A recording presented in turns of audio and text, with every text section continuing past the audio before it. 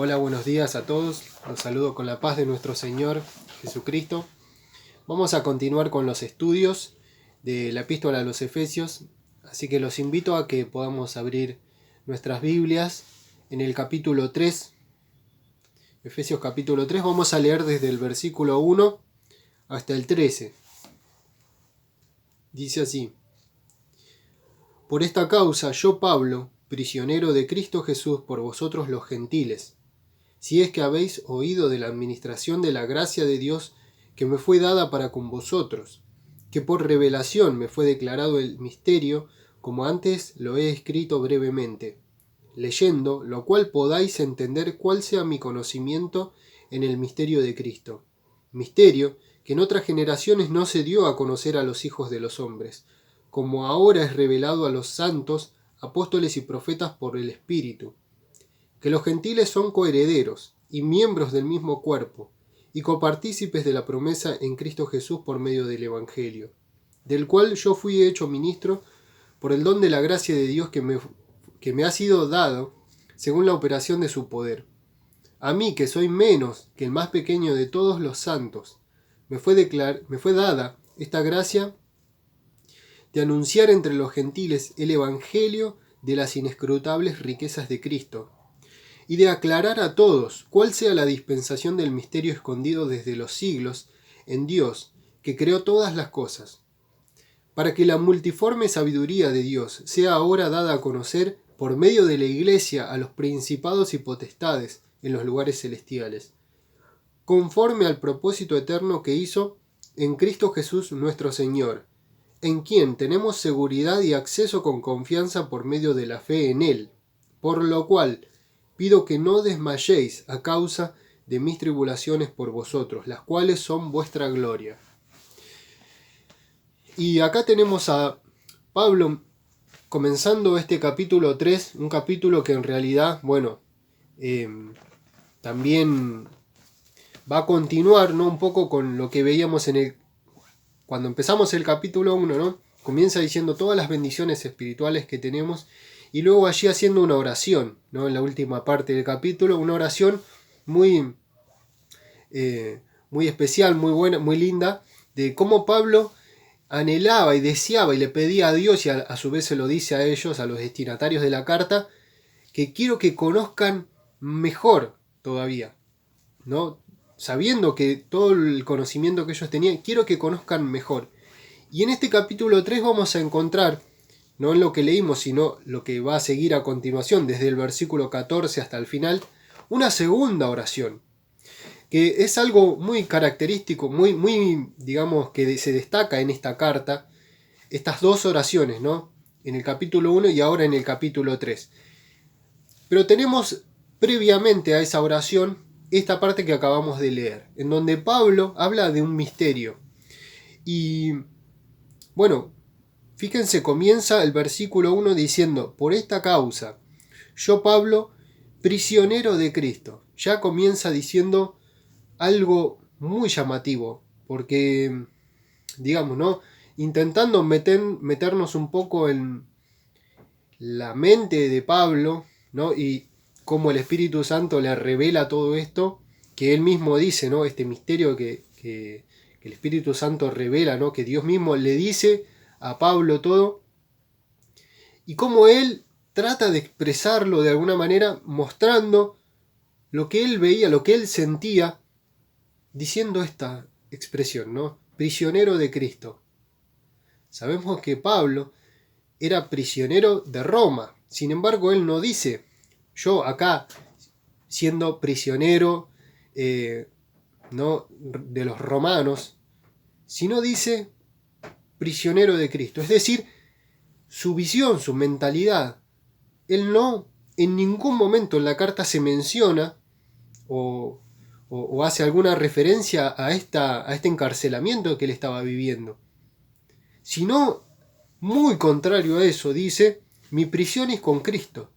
Yo soy prisionero de Cristo. Esto me llamó mucho la atención, y creo que está bueno que podamos meditar un poco en cuanto a cómo vivía Pablo su entrega al ministerio, ¿no? Porque él lo que está hablando justamente está expresando fíjense que viene diciendo, versículo 1, prisionero de Cristo Jesús por vosotros los gentiles, es decir, en este ministerio que le fue dado a Pablo, de evangelizar a los gentiles. Es decir, hablando de su ministerio, de su obra que Dios le encargó, ¿no? Y de este llamado que Dios tuvo para con él, y cómo él lo vivía. Lo vive de esta forma, diciendo, soy prisionero. Lo cual me lleva a pensar y a que podamos meditar.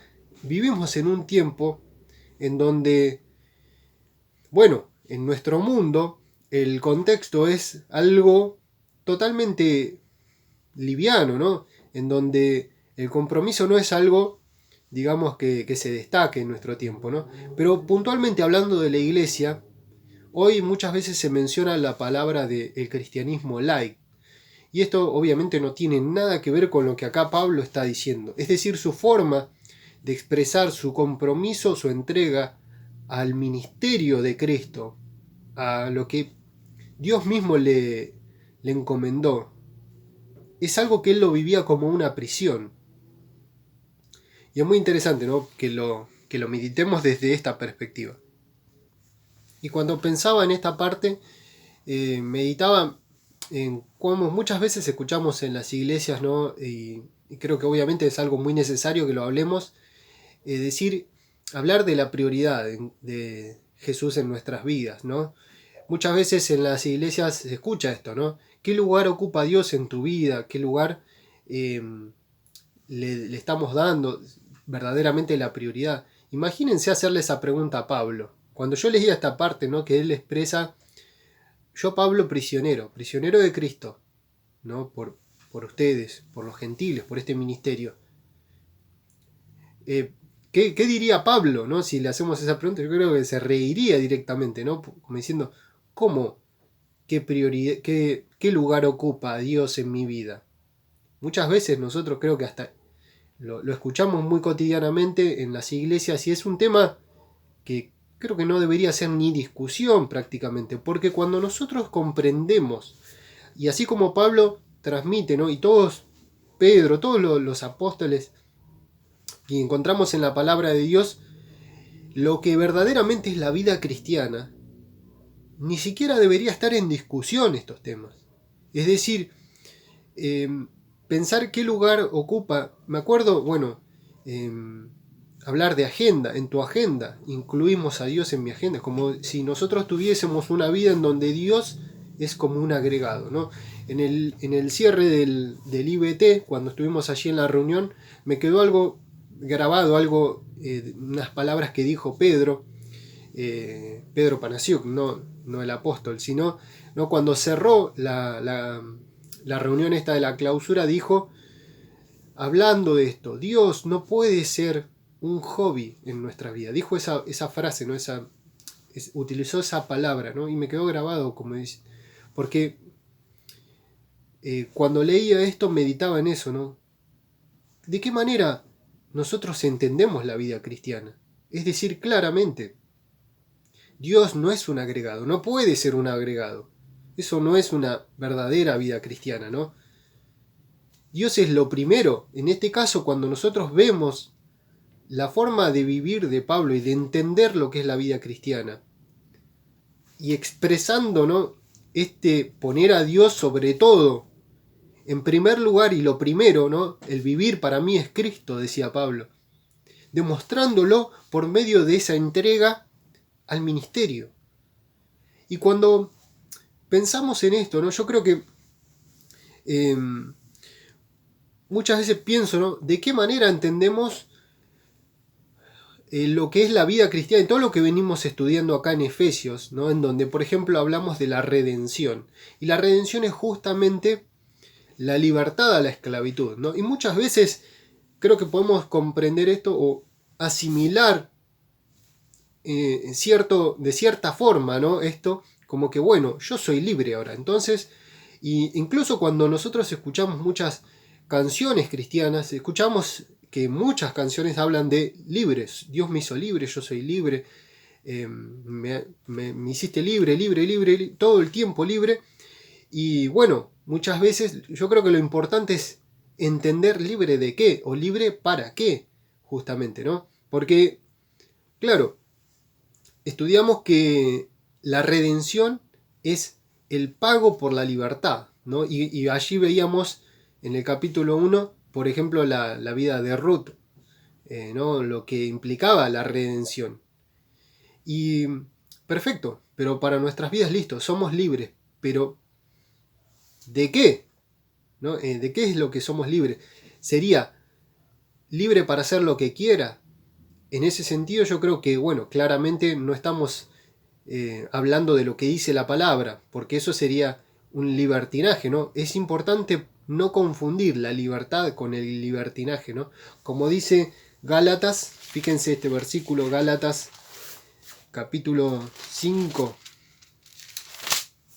versículo 13 dice: porque vosotros, hermanos, a libertad fuisteis llamados, solamente que no usen la libertad como ocasión para la carne, sino servíos por amor los unos a los otros.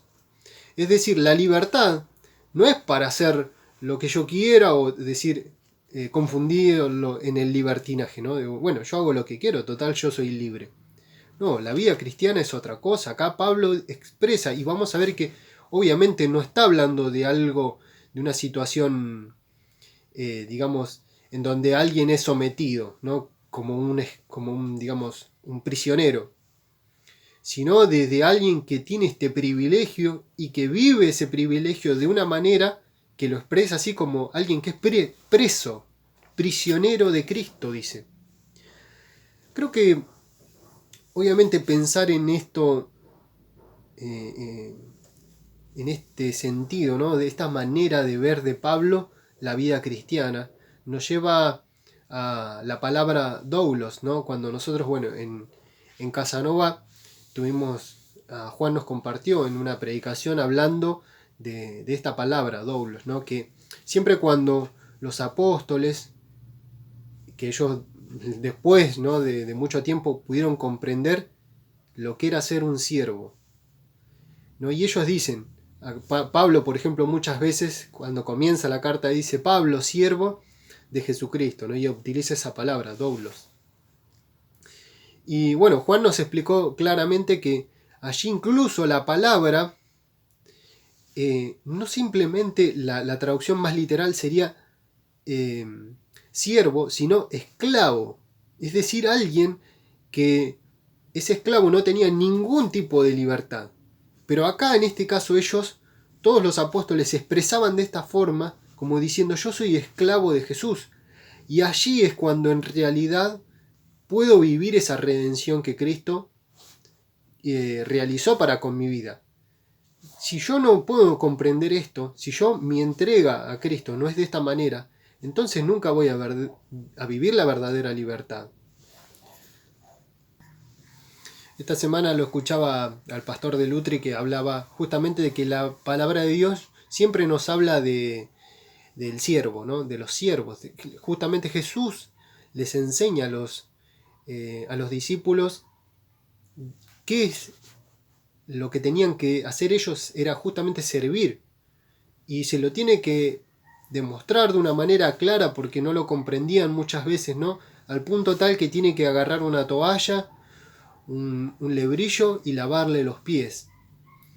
Y ellos luego lo comprenden, ¿no? Por eso siempre utilizan esta palabra siervo, esclavo, ¿no? Podemos decir precisamente, ¿no? Y el pastor de Lutri decía que hoy en las iglesias se habla de los líderes, no se habla del siervo, ¿no? Cuando en la palabra de Dios, la palabra que utiliza es esto, siervo o esclavo. Es decir, no dice líderes, ¿no? Y el pastor decía, hoy todos quieren ser líderes, pero nadie quiere ser siervo. Nadie quiere servir, nadie quiere estar ahí abajo, ¿no? Y es interesante que podamos pensar, que podamos meditar, reflexionar sobre de qué forma se entiende la vida cristiana. Si acá es claro, ¿no? Pablo, y esto me lleva a pensar también que Pablo se encontraba en una situación en donde, bueno, él estaba confinado a la cárcel, ¿no? Y justamente esta palabra confinamiento hoy nos suena muy de cerca, ¿no? Hoy estamos en una cuarentena en donde estamos todos, se dice, confinados dentro de nuestras casas, ¿no? Este confinamiento, como que no podemos salir, como que no tenemos tenemos que estar sí o sí metidos. Y salvando las distancias de lo que era un confinamiento en una cárcel, ¿no? Como se encontraba Pablo, a lo que es confinamiento para nosotros hoy en nuestras casas, con calefacción, con wifi, con café, con toda la comodidad, pero sí, digamos, sin poder congregarnos, ¿no? Para Pablo no era una limitación estar confinado a la cárcel. Es decir, el servicio de Pablo, nosotros conocemos todo lo que fue el evangelismo, ¿no? Y todos sus viajes misioneros, pero estando en la cárcel no perdía el tiempo. Es decir, esta carta y otras cartas más son escritas desde la prisión, en una situación en donde uno podría decir, bueno, estamos limitados, no podemos servir ahora, no podemos trabajar, no podemos porque, bueno, estamos en un confinamiento, ¿no? Pablo no veía esas limitaciones. Y Pablo escribe desde allí y es de tanta bendición que al día de hoy estamos estudiando justo toda esta revelación que el Señor nos deja, ¿no? Por medio de esa situación que Pablo tuvo que vivir. Y hoy tenemos toda la libertad también, ¿no? Por medio de, bueno, estos medios, de poder utilizar la tecnología y de poder seguir trabajando para el Señor, sirviéndole con esta misma entrega que Pablo también lo vivía, ¿no? Bueno, él no perdía el tiempo en ningún momento, ¿no? Cuando vemos la vida de Pablo, cuando vemos que expresa y que utiliza esta palabra, prisionero, yo creo que Pablo no veía la vida cristiana como algo opcional, en donde muchas veces es opcional hacer las cosas o es opcional, eh, digamos, crecer. Hoy vivimos en un tiempo en donde el mundo, lo que reina es el egoísmo, el egocentrismo, eso que muchas veces se nos pega, ¿no? De alguna manera a la iglesia, pero cuando vemos acá a Pablo viendo esta vida cristiana de esta forma, cuando vemos que Pablo utiliza esta palabra, ¿no? Él no solamente pensaba en sí mismo, en si tenía ganas, ¿no? No lo vivía como algo opcional. La palabra prisionero es alguien que no tiene opción. Sin embargo, y obviamente, no tenemos obligaciones desde el punto de vista de alguien que está preso, en el sentido de que somos sometidos, ¿no? O como alguien que es esclavo, que es sometido, ¿no? Como veíamos en el pueblo, cuando era esclavo, que le pegaban latigazos. No habla desde ese sentido, sino como Pablo va a decir, por ejemplo, cuando estuvimos el versículo 8, ¿no? Yo no soy digno de esto, dice. Es decir, expresa que él se daba cuenta de que esto todo era por gracia de Dios, todo era un regalo que Pablo había recibido, que él dice, yo no lo merezco de ninguna manera, yo no soy digno de esto. Por eso vivía la vida cristiana de esta manera, por eso él decía, acá yo no tengo opción, yo soy prisionero. Es decir, la vida cristiana, muchas veces nosotros pensamos, es opcional crecer, es opcional servir, es si puedo, si quiero, si tengo ganas, lo hago. ¿De dónde sacamos eso? Si cuando nosotros vemos la vida de Pablo, nos muestra otra cosa, la palabra de Dios nos muestra otra cosa. Un siervo, un esclavo, un prisionero, no va a decir eso, ¿no? Entonces, pensemos, ¿no? Muchas veces escuchamos el si puedo, si tengo tiempo. Hace poco lo escuchaba a Alex San Pedro, que hablaba sobre el tiempo, ¿no? Y decía una frase muy escuchada en las iglesias es no tengo tiempo. Y decía, decir no tengo tiempo es la mentira más grande que podemos decir, porque lo único que tenemos es tiempo. Podés decir no tengo plata, no tengo recursos, no sé, no tengo capacidad, pero decir no tengo tiempo es justamente lo único que tenemos, el tiempo, y que todos tenemos por igual. Los ricos y los pobres tienen 24 horas cada día. Y los hombres, las mujeres, todos tenemos la misma cantidad de horas, 24 horas por día, para que nosotros las administremos. Muchas veces, y cuando vemos la palabra de Dios, una de las cosas que sacamos, que entendemos, es que las excusas para Dios no existen. Que muchas veces podemos decir lo que queramos, podemos poner la argumentación, las objeciones que queramos para las personas, está bien. La van a aceptar, las aceptamos porque yo no puedo discutir eso. Pero para Dios, las excusas no existen. No lo vemos cuando Dios pone algo en mi mano, cuando Dios pone algo en tu mano, no hay excusa que valga. Después pide cuenta a Dios.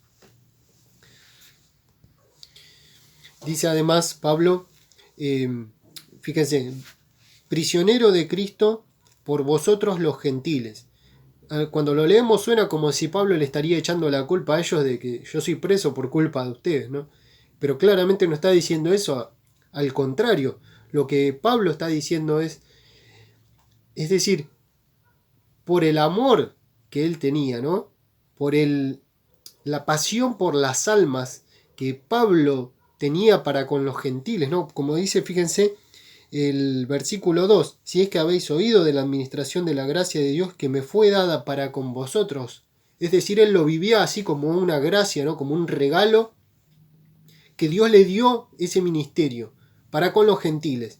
Por eso dice, prisionero de Cristo Jesús por vosotros los gentiles. Y vemos que Pablo es alguien que se destaca justamente, ¿no? Por algo se lo conoce como el evangelista a los gentiles, ¿no? Pero, y cuando yo pensaba en esta parte, ¿no? Que él se define de esta forma, ¿no? Como un prisionero por ustedes incluso. Es decir, también se siente preso de ellos, pero por el amor que siente por la iglesia, Pablo, ¿no? Por los gentiles, particularmente está hablando acá. Yo pensaba en la iglesia de Éfeso, ¿no? Cuando habrá leído esto, ¿cómo se habrá sentido? Porque, bueno, a pesar de que seguramente esta fue una carta que circuló por varias iglesias, ¿no? Y creo que cada una de las iglesias habrá recibido de esta forma, y que Pablo puede haberse expresado en general para todas estas iglesias porque Pablo las conocía y amaba, ¿no? a cada uno de los miembros de estas iglesias. Pero particularmente la iglesia de Éfeso, ¿no? Porque tenía un amor tan especial con Pablo. Cuando, si alguna vez pudieron leer el libro de Hechos, y ahí ven el ministerio de Pablo, ¿no? Que estuvo unos años trabajando allí en Éfeso, cuando él se tiene que ir de ahí. Si en algún momento lo van a estudiar, presten atención en el capítulo 20, lo que es esa despedida, lo que es ese momento, ese relato en donde Pablo dice, bueno, yo me tengo que ir, ya llegó el tiempo, estuve todos estos años sirviendo junto a ustedes y ahora me tengo que ir, ¿no? Y es un relato tan emotivo, ¿no? En donde ellos parece como que, imagínense, ¿no? No querían dejarlo ir a Pablo. Y él expresa esto, ¿no? Yo soy prisionero de Cristo por ustedes. Así que bueno, para que podamos meditar, ¿no? Y fíjense que comienza diciendo, por esta causa yo Pablo. Es decir, fíjense versículo 14, cuando comienza la oración dice, por esta causa doblo mis rodillas. Es como si venía con el capítulo 1, el capítulo 2 y ahora va a hacer la oración, pero de repente Pablo se frena en el versículo 1 diciendo yo Pablo, como para empezar a orar. Incluso la versión NBI dice doblo mis rodillas, también como que está orando, ¿no? Comenzando una oración. Pero en realidad es como que él frena para, antes de hacer esa oración, aclarar algo más, que es este misterio, ¿no? Y hace algo muy interesante, porque acá vemos que Fíjense, versículo 2 dice, doy por sentado, ¿no? Dicen algunas versiones. Estoy dando por sentado que hasta acá ustedes ya tienen todo entendido, ¿no? Podríamos decir, vamos a dar por sentado que hasta acá todo lo que vinimos viendo ya está claro, que ya lo tenemos totalmente asimilado, ¿no? y, y digamos, y él dice, frena para entonces hablar del misterio. Es como que todo lo que veníamos viendo puntualmente, así como cuando nosotros estudiamos, ¿no? A veces nos detenemos con un versículo y puntualizamos en ese versículo, como recién que decíamos prisionero, ¿no? Y eso nos lleva a toda una reflexión.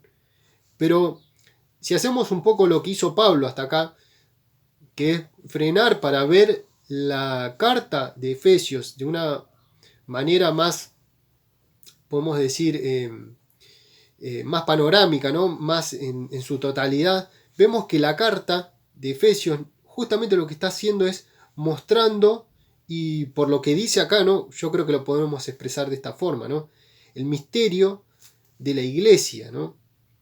Es decir, Pablo va a hablar de este misterio que en realidad me parece importante que podamos entender que el sentido de la palabra misterio no es igual que el que nosotros entendemos, ¿no? Cuando nosotros decimos, bueno, a ver, vamos a hablar de un misterio, es algo que nos parece imposible de comprender, ¿no? Algo que es inalcanzable, ¿no? Algo misterioso, algo que no podemos llegar, algo que es indescifrable.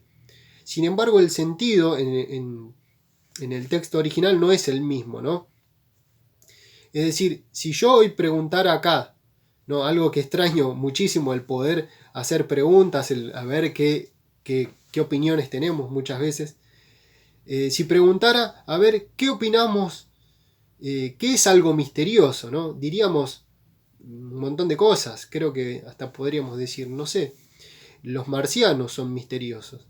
No sé, todas esas cosas así que nos son como extrañas, ¿no? Le damos esa palabra, un misterio. Cuando hablamos de Dios, muchas veces hay cosas que escapan a nosotros y que no tenemos que Dios no puso en nosotros el poder comprenderlas, ¿no? Y a eso le decimos es un misterio, es algo que nos es oculto por nosotros, por nuestra finitud, ¿no? Por nuestra incapacidad a poder llegar a eso, Dios lo dejó afuera. Sin embargo, acá misterio no tiene ese mismo sentido, sino que es algo que en realidad es muy claro. Es algo que estaba oculto, porque Pablo dice, en otro tiempo no lo conocían, nuestros antepasados, dice Pablo, no llegaron a comprenderlo, pero ahora Dios lo mostró claramente, y es algo que cuando lo leemos se entiende sencillamente y de forma muy clara. Por eso Pablo dice, y vamos a leerlo, dice en versículo 3,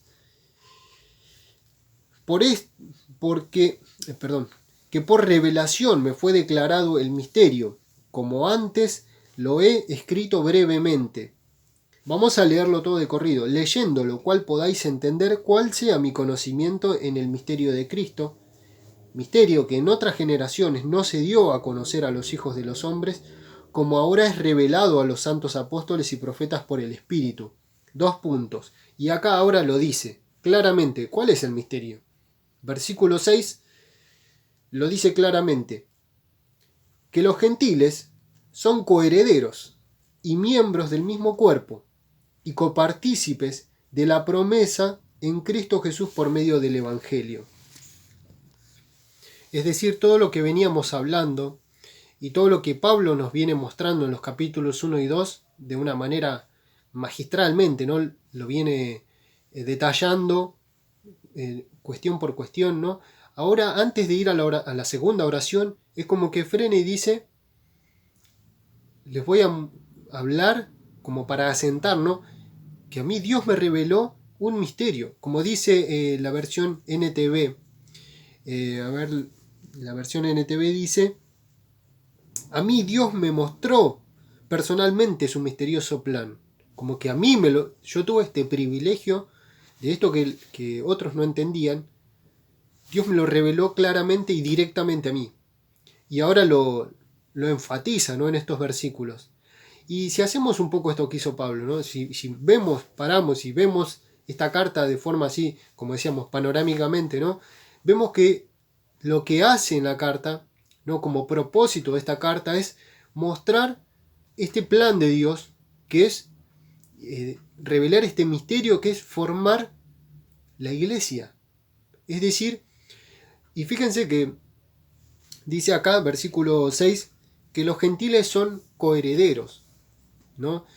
Cuando leíamos el capítulo 1, vemos que somos coherederos también de todas esas bendiciones, ¿no? Cuando vemos, por ejemplo, fíjense capítulo 1, ¿no? Dice cantidades, ¿no?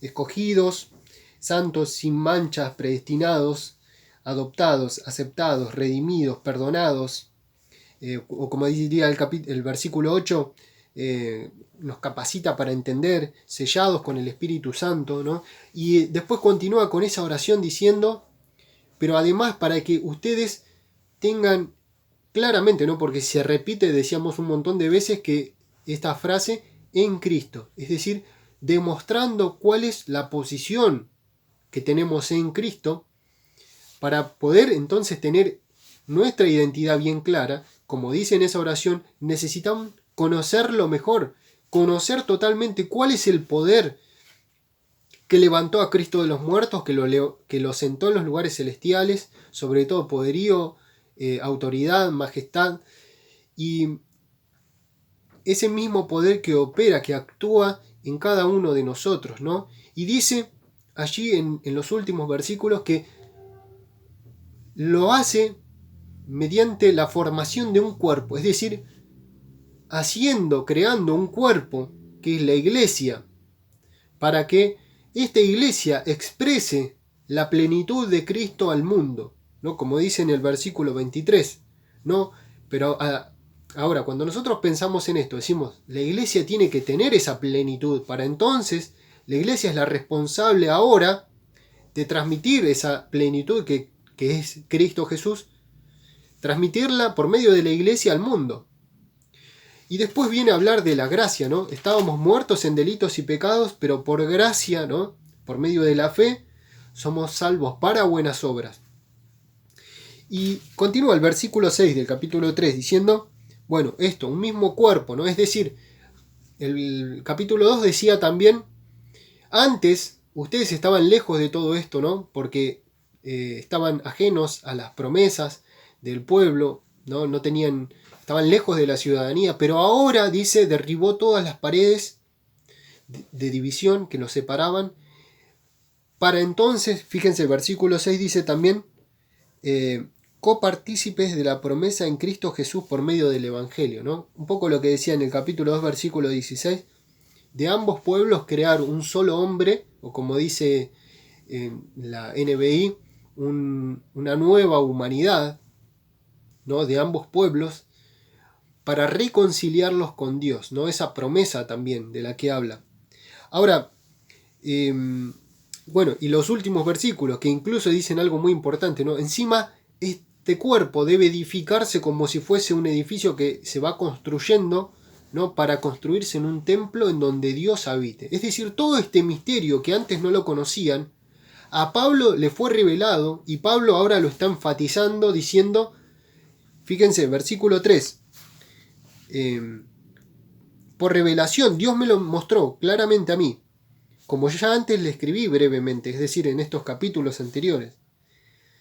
Versículo 4, leyendo, lo cual puedan entender ustedes. Es decir, no es algo inalcanzable para nosotros este misterio del que está hablando, sino es algo muy claro. Si lo leen, lo entienden. Ahí está el tema, ¿no? Hay que leerlo. Ahora es muy interesante lo que dice, ¿no?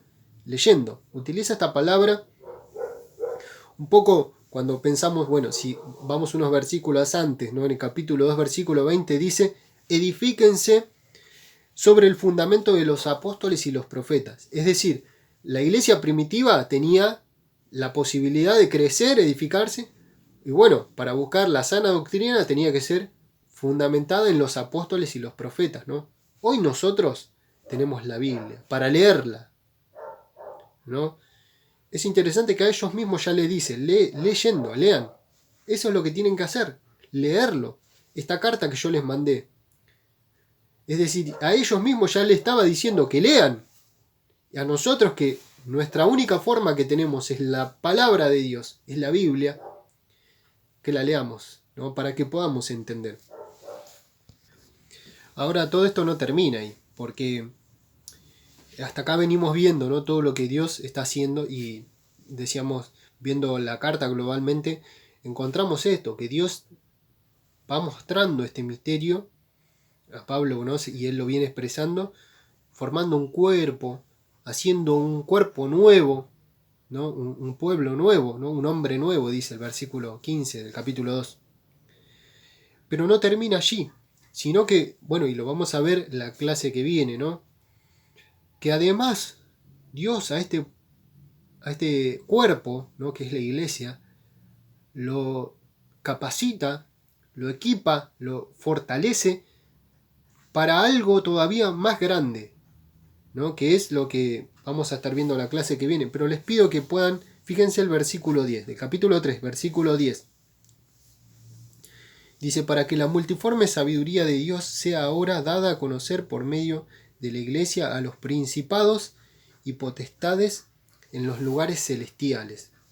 Les pido que puedan meditar en ese versículo y en los versículos anteriores a ese, porque vemos que esto que Dios le reveló a Pablo es algo que, bueno, yo cuando leí ese versículo estoy meditando, ¿no?, en eso, y me gustaría que todos podamos hacerlo para pensar, Dios hizo este cuerpo para algo grande verdaderamente.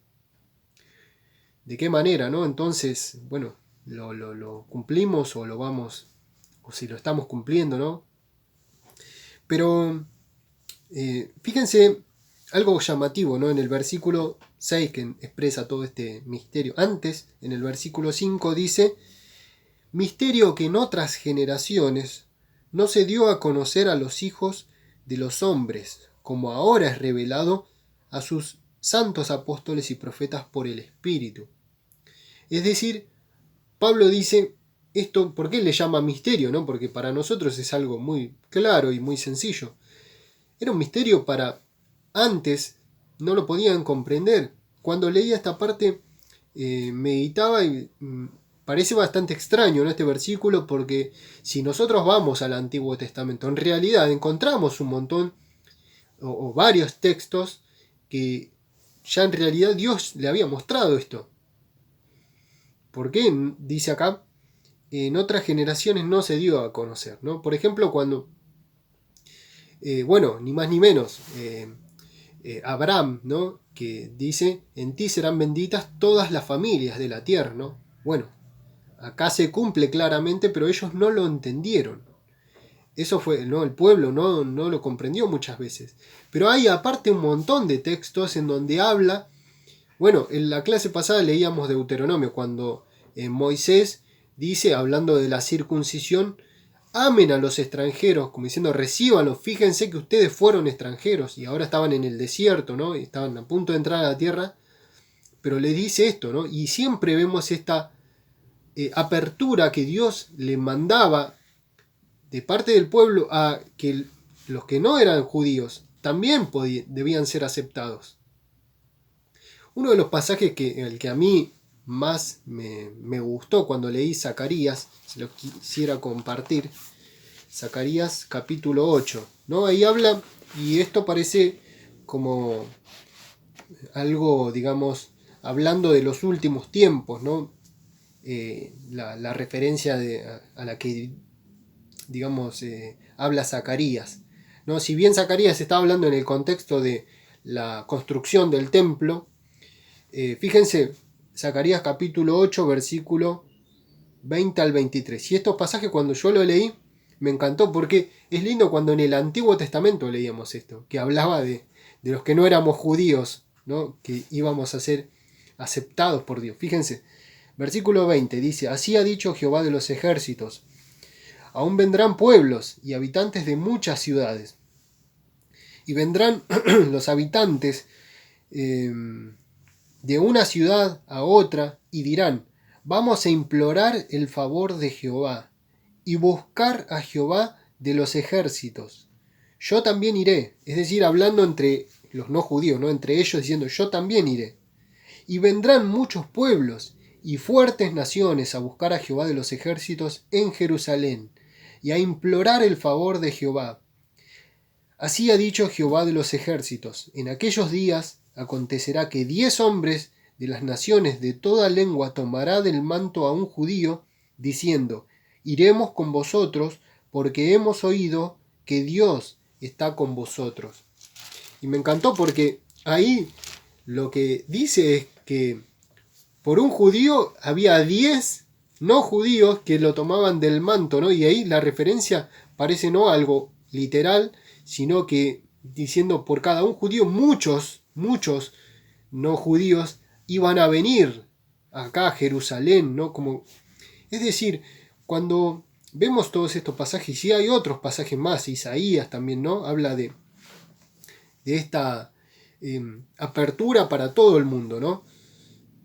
De parte de Dios. Pero acá, sin embargo, Pablo dice en el versículo 5, este misterio no se dio a conocer, ¿no? Y acá el que me dio una ayuda muy grande fue John Stott.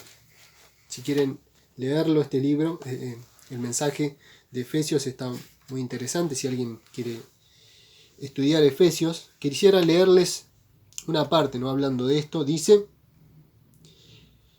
pero lo que no revelaron ni el Antiguo Testamento, ni Jesús siquiera, fue la naturaleza radical del plan de Dios. Que la teocracia, o sea, la nación judía bajo el gobierno de Dios, llegaría a su fin y sería reemplazada por una nueva comunidad internacional, la Iglesia. Que esta Iglesia sería el cuerpo de Cristo, unida orgánicamente a Él, y que judíos y gentiles serían incorporados a Cristo y a su Iglesia en términos de igualdad sin distinciones.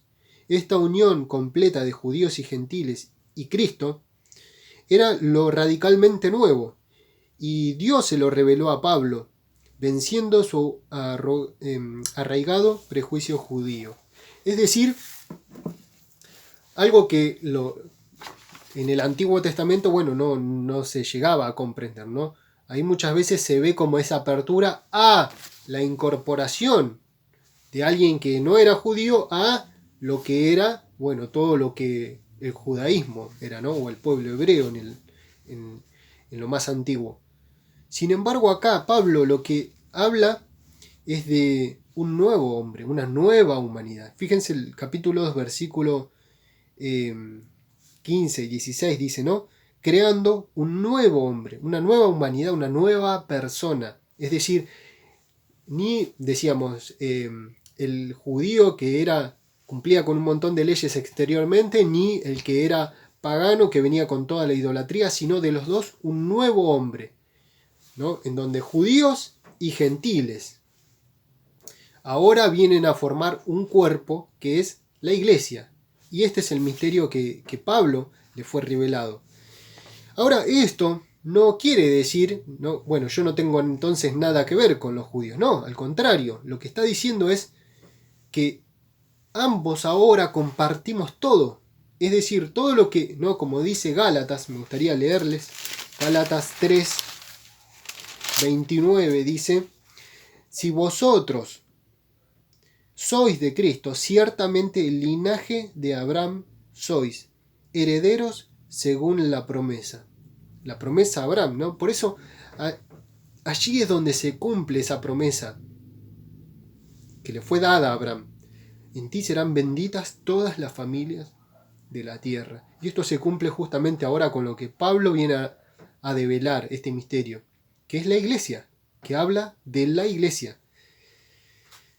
Fíjense, Gálatas, esos versículos, vamos a leer unos versículos antes, que es muy interesante, ¿no? Desde el versículo 26 dice, Gálatas 3:26, pues todos sois hijos de Dios, por la fe en Cristo Jesús, porque todos los que habéis sido bautizados en Cristo, de Cristo estáis revestidos. Ya no hay judío ni griego, no hay esclavo ni libre, no hay varón ni mujer, porque todos vosotros sois uno en Cristo Jesús. Y si vosotros sois de Cristo, ciertamente linaje de Abraham sois, herederos según la promesa. Ahora, cuando leemos esto, ¿no? ¿Por qué seguir haciendo esa división? ¿Por qué, no? Acá dice, no hay clase social, no hay pueblos, no es por sexo, si es hombre, si es mujer. No, acá dice, todos sois uno en Cristo Jesús. Así que bueno, que realmente podamos tomar esto para nuestras vidas y vamos a estar orando. Señor, Dios y Padre, gracias Señor por tu palabra, porque nos enseña, nos muestra, es clara, Señor, y te pedimos que nos ayude, Señor, a poder asimilarla en nuestras vidas, para poder vivirla, Señor, a poder recibirla de una manera profunda, plena, Señor, sincera, a corregir, Señor, todas aquellas cosas que no te agradan. Te lo pedimos en el nombre de Cristo Jesús, nuestro Señor y Salvador. Amén.